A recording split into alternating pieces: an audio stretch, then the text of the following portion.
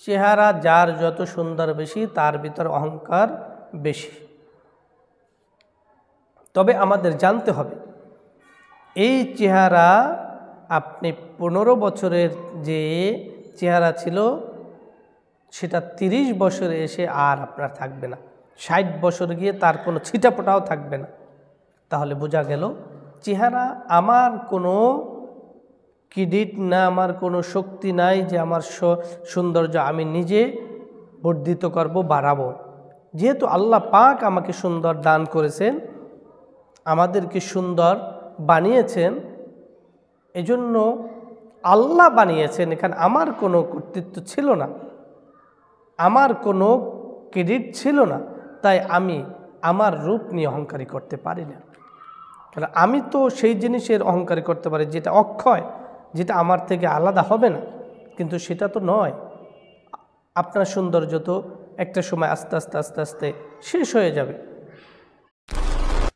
সারা দুনিয়া মানুষের আজকে এমন করুণ অবস্থা কেন? মুসলমানদের করুণ কেন অবস্থা? এর কারণ কি? দেখেন, এর সহজ কারণ হলো আল্লাহ রব্বুল আলামিন যে বিধান দিয়েছেন, রসুল যে তরিকা দিয়ে গেছেন, এই দুটি জিনিস থেকে আমরা দূরে সরে গেছি। এই দুটি জিনিস দূরে থাকার কারণে, দুটি জিনিস থেকে দূরে থাকার কারণেই মূলত আমাদের আজকে এই অবস্থা। যদি এই অবস্থাটা দূর করার জন্য আমাদেরকে আগের জায়গায় ফেরত যেতে হবে। অবশ্যই আমাদেরকে আল্লাহর হুকুম এবং রসুলের তরিকা মতো জীবনযাপন করতে হবে, তাহলেই আমরা এখান থেকে মুক্তি পাবো। অন্যথায় মুক্তি পাওয়ার কোনো ব্যবস্থাই নেই। দুনিয়ায় যত কিছু আপনি ফর্মালিটি ব্যবহার করেন, প্রযুক্তি ব্যবহার করেন বা যা মানতে যান, কিন্তু রসুল এবং আল্লাহর হুকুম, রসুলের তরিকা যদি আপনি না মানেন, না ধরেন, তাহলে এর থেকে কোনোভাবেই মুক্তি পাওয়ার উপায় নাই মুসলমানদের। এই জন্য মুসলমানদের উচিত আল্লাহ রসুল যেভাবে করে গেছেন, বলে গেছেন, সেভাবে করা। আল্লাহ তাআলা যে হুকুম দিয়েছেন সেগুলো মানা। আল্লাহ তাআলা জুমার দিন মসজিদ অর্থাৎ 4-5টা মসজিদ ঘুরেও নামাজ সে পায় নাই, এখন কি করার?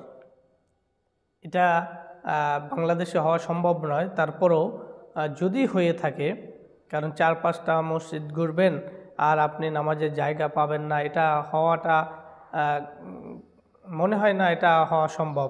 তারপরেও কোনো কারণে যদি আপনি জুমার নামাজ আদায় করতে না পারেন, তাহলে আপনি কি করবেন?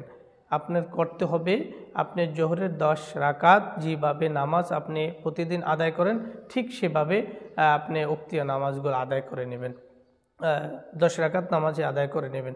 এজন্য আমরা এই জিনিসটা খেয়াল করব, কারণ যার জুমা ছুটে যায় সে অবশ্যই যেন কাজা নামাজ আদায় করে।